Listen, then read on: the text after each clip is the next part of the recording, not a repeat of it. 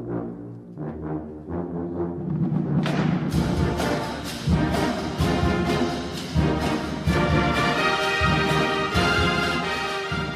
again, friends. Welcome into Gamecock Central Radio. Emerson Phillips, joined by Gamecock Central staff writer Collyn Taylor. We're talking baseball today.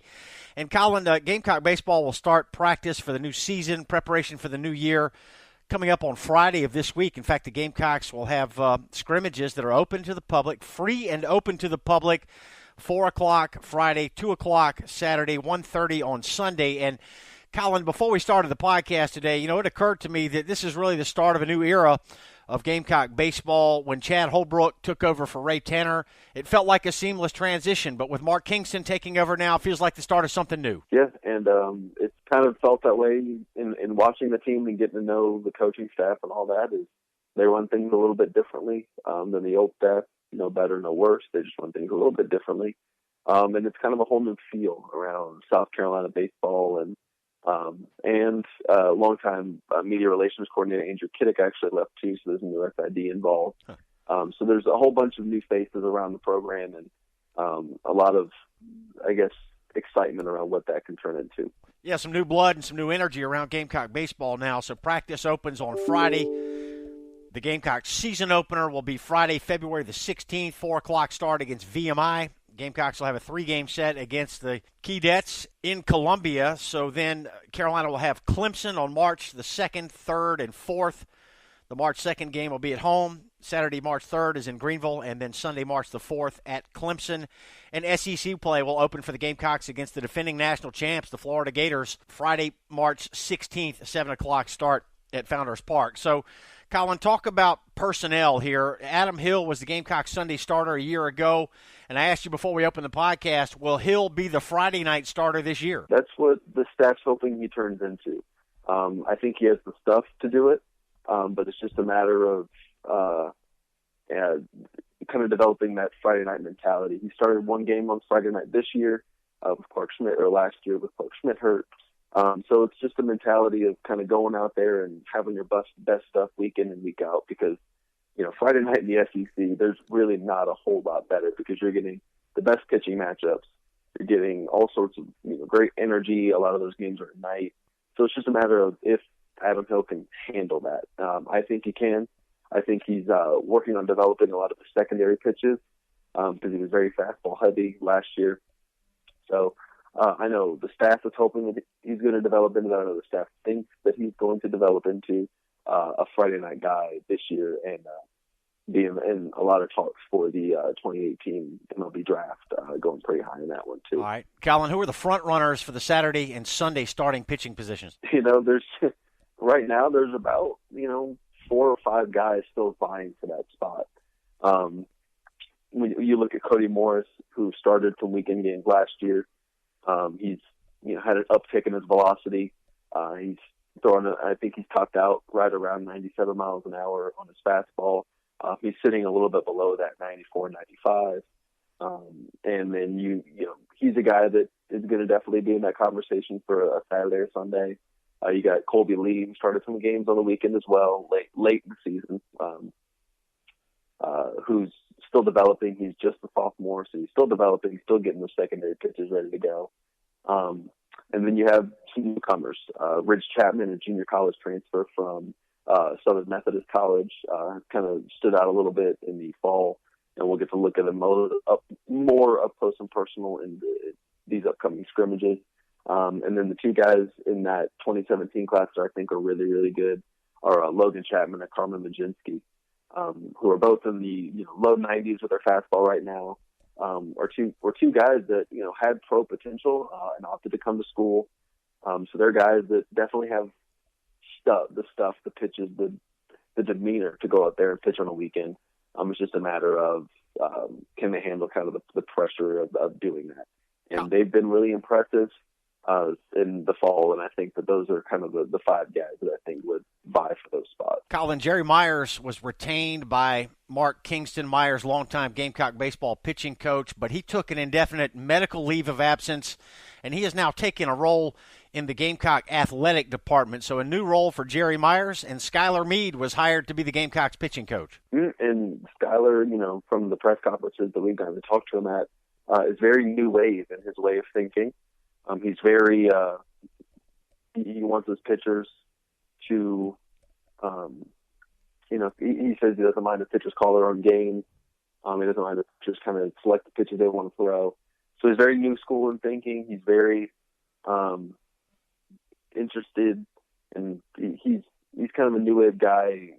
Tries new things, and I think he's young. He's a player's coach, and he's kind of very, new and kind of a breath of fresh air to the Gamecocks program. I think he's going to be a really good addition to the staff. Yeah, Meade's a young coach, worked previously at Michigan State. Michigan State in 2016 had the best team ERA in the Big Ten at 2.75, also the lowest opponent's batting average. And Meade played his college baseball at Louisville and pitched in the College World Series with the Cardinals. So an interesting new addition to the Gamecock staff. A lot of folks very excited about Skylar Meade. And when you look at, the staff that they've assembled, Mark Kingston's been there and played in, or, been to a College World Series, has helped win a national championship at Miami as a volunteer assistant. Skylar Meade's pitched in the College World Series. So, and they have, almost everybody on staff has been a recruiting assistant or Division I college coach at some point. So there's a lot of experience on this staff, and there's a lot of guys that know baseball really well and know how to recruit. So they're kind of assembling an all-star staff right now. Shifting from pitching to position players, Collyn, talk about attrition there, and who do the Gamecocks have coming back? For the most part, they return a lot of the guys that saw some quality minutes in the previous season. So they're going to return almost their entire outfield with T.J. Hopkins, Jacob Olson, who's probably going to move into the infield, Danny Blair, Carlos Cortez, and they're bringing in a couple of new guys too. And then the infield's going to pretty much stay the same. They got all those guys will return with Justin Rowe, Riley Hogan, Matt Williams, Jonah Bride, L.T. Tolbert. Just there's a large group of guys that saw consistent at bats last year, saw a lot of at bats last year, that are going to be coming back this year, and they're not losing a lot of contributors from the offensive side of things. Practice starts on Friday. Again, 3 scrimmages this weekend that are free and open to the public. 4 o'clock Friday, 2 o'clock Saturday, 1:30 Sunday. And the Gamecocks season opener will be at Founders Park against VMI on Friday, February the 16th, and a 4 o'clock first pitch. Emerson Phillips with Gamecock Central staff writer Collyn Taylor here. Collyn, I know that Coach Kingston put an emphasis on the long ball back during fall ball. Oh, yeah. Mark Kingston loves and that entire staff loves hitting home runs. They love doing damage in the batter's box, and they love being a tough out, as Mark Kingston likes to say, when it gets down to 2 strikes. So you're going to see a lot of fouling off pitches. You're going to see a lot of intense at-bats, I think, this year, and a lot of extra base hits.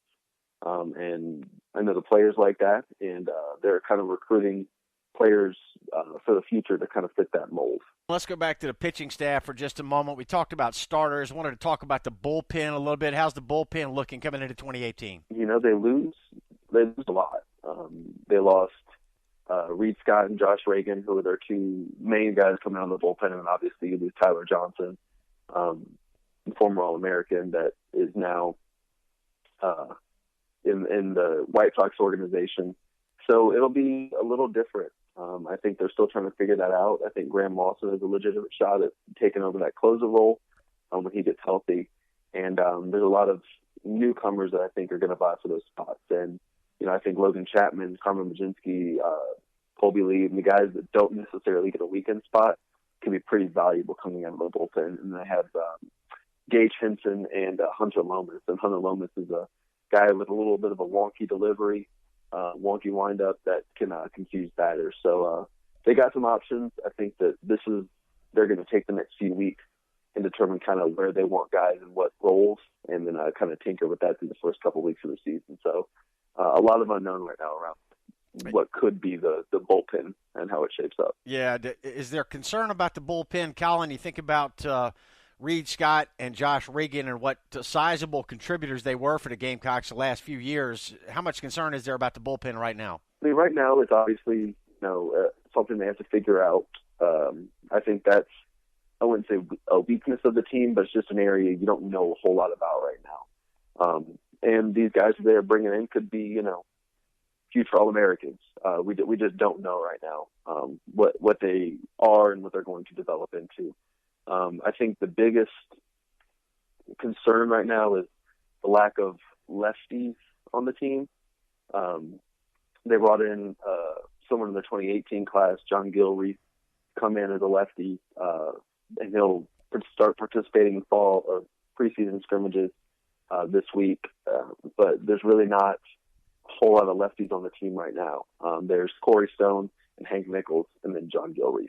So a lot of right-handed pitchers, which can be great, but it can also be troublesome if you have a lefty coming up to bat in a big spot and you want to play matchup. So I think that's really the biggest concern right now. Collyn, Gamecock baseball built the strongest program in the nation really in the last 40 years or so of college baseball, with national championships in 2010 and 2011 and a return to the College World Series final, national runner-up finish in 2012. But then the Gamecocks missed the NCAA tournament 2 of the last 3 years under Chad Holbrook. So has Mark Kingston talked about concrete goals as far as reaching the postseason and maybe getting back to Omaha for this year, or is that something they're looking at down the road? I mean, they obviously know Omaha's the standard here. Mark Kingston told me that a lot of times. But what they really want to do is maximize their potential for this year. So if that means Omaha, it means Omaha. But they really just want to get everything they can out of this team and see where it kind of takes them. I think this team's a tournament team. And they're kind of embracing the standard and the expectations that surround this program. And I think Mark Kingston said it best in his introductory press conference: no one wants to get to Omaha more than him. So I think that's kind of a thing they're going to kind of take going forward and kind of embrace and shoot for. A new direction for Gamecock baseball here in 2018 with new head coach Mark Kingston. Collyn Taylor will continue to report on Gamecock baseball here on Gamecock Central as we look ahead to the season opener on Friday, February 16th against VMI.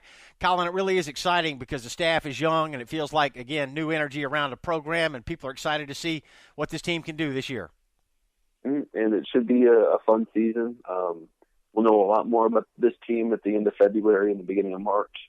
And then obviously SEC play, but it's going to be a fun one. The guys are great to cover, and a lot of fun to be around. The staff is, from what we've heard, from what we've seen in spring or fall scrimmages, is putting together a pretty good game plan and pretty good coaching track record for the first couple months on the job. All right, Collyn, looking forward to getting baseball cranked up and looking forward to talking more about it with you very soon here on Gamecock Central Radio. Thanks very much. No problem. Thanks for having me. That's Gamecock Central staff writer Collyn Taylor, and I'm Emerson Phillips, and we'll have plenty more Gamecock baseball talk here on Gamecock Central Radio. Thanks for joining us.